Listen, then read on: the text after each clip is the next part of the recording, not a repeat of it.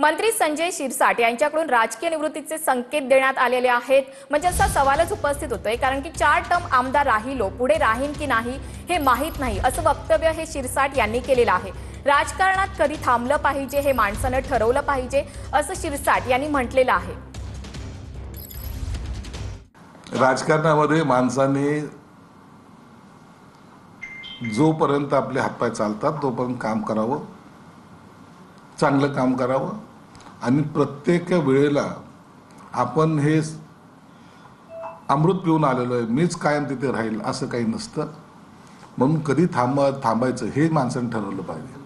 म्हणून कालच्या भाषणाच्या योगायोगात मी असं बोललो की आता बस झालं, 4 टर्म मी आता आमदारकी राहिलेलो आहे, 10 वर्ष नगरसेवक राहिलेलो आहे। कदाचित पुढे मी राहील की नाही मला माहीत नाही, परंतु त्या भाषणाच्या ओघामध्ये जे काही आमचे आयुक्त आहेत ते 2043ला मुख्य सचिव होतील, या त्यांचा तो कालावधी आहे आणि 2043ला मी थोडी राहणार आहे। इतके वर्ष जगण्याची माझी इच्छा सुद्धा नाही। मला वाटतंय बघा, आरोप असतात राजकारणामध्ये, एकमेकांवर आरोप त्या ठिकाणी होत असतात।